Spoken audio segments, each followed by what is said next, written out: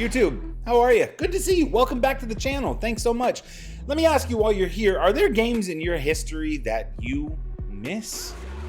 Games that the memory and nostalgia just burn so brightly that you wish that you would get that remade or remastered, but the industry is busy doing that to everybody else's game? For me, that's Prince of Persia.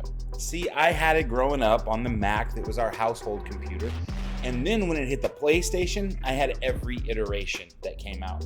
I even went to the theater and saw that Jake Gyllenhaal vehicle that Disney shoved down our throats to try to sour our memory of the game. But now, I have an even clearer memory of why it is that I loved that game so much. The exotic setting, the fluid controls, the epic story that was told to us, and my memory has been rekindled by this game. Today we're talking about Raji, an ancient epic. The game brought to us from Notting Head Studio and Super.com. I love this game. I'm not even gonna try to hide it. I'm not here to say that it's a perfect game, and I'm not gonna even try to present it to you as such, but it is an experience that I was thrilled to play, and it presents to us a new studio which I cannot wait to follow going forward. Coming from Pune, Maharashtra, India, Notting Heads has a mission statement.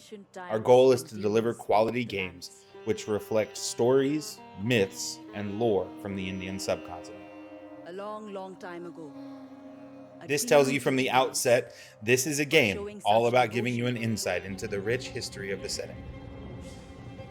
We start the game as a young woman named Raji, who is a traveling performer, and loses her brother in a surging raid of demons, who are intent on invading the realm of humanity and taking control from the gods of that land. The cutscenes of the game are shown to us in the form of silhouetted marionettes and allow for a beautiful tone setting from the very beginning, as well as giving you the sense that you are playing out a story which can and will be told for generations. Raji awakes atop an altar with no sight of her brother and no recollection of where she is. Golu! No. I'm so sorry, bhai. You can see from the start here, this game is big. Our heroine is overseen by the Hindu deities who are on her side and gift her with the weapons that she will need to save her sibling, and in the process, save our realm.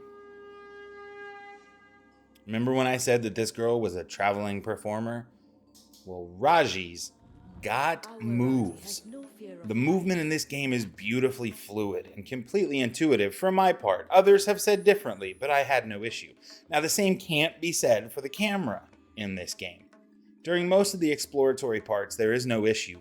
However, for some reason, there is a resetting of the scene after a death or failure of a platform section, and the camera sometimes changes slightly from the organic shifts that it went through to get you to where you were. This is a small quality of life issue, and certainly not one which is in any way immersion breaking. This game is big and stunning in its settings. The combat in the game is satisfying and yet also shallow. There are evolutions that occur, either when you're granted a new weapon or you gain an orb and upgrade your abilities. However, outside of having new perks assigned, the moveset stays the same, and enemies don't get much beyond irritating.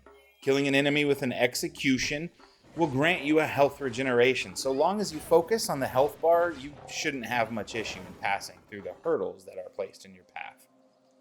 Let's talk about the art. The puzzle sections will use art native to this setting. This is a great use of blending the culture into the storytelling while also furthering the idea that the culture is created from its religion, It is myself and Golu. which is reinforced by telling the story to us through art. A being capable of destroying their foe. All their power focused into one body, gifted with all their weapons. I wonder what your first thoughts were. I found it to be absolutely beautiful. The world is big, the settings are lush, and these parts where the story is told to you through interacting with the art are also incredibly low stakes. I loved getting to learn things without risking being attacked by pesky enemies in the middle of hearing something. This is not a hard game. Some thorough exploration of the world, and you should net all 1,000 gamer score with less than 5 hours invested. That said, returning to form, I am only showing from the first sections of the game, as there is a scope and spectacle that is honestly just a step down from God of War. I know this is an Xbox channel, but my cat is named Kratos. So when I say that I loved the size of this, I mean it.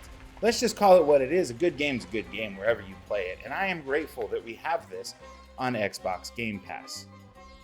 There are segments that are slow, and if you're like me, you will get a glimpse into the religious lore of parts of the world that I'd never known, so I appreciated that slowness.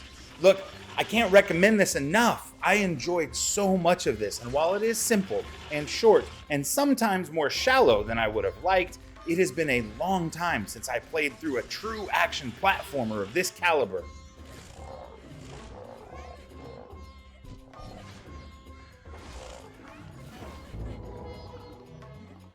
Get your hands on this and join me in keeping an eye on Nottinghead for the upcoming years. We did it! Another week, another video. We're in there. Raji, an ancient epic. Pick it up. I can't think of anyone that wouldn't like this, and it's free on Game Pass. The mountain which you are allowing me to help guide you up. Thank you so much for making it to the end of the video. Please feel free to like this video. Subscribe to the channel if you haven't already. There's a lot more games coming. Connect with me on socials. Find me on Twitch. I'm at SorryBTR, where the O is a 0. Make the time to take the time to tell someone you love them, and I'll be back sooner than you think.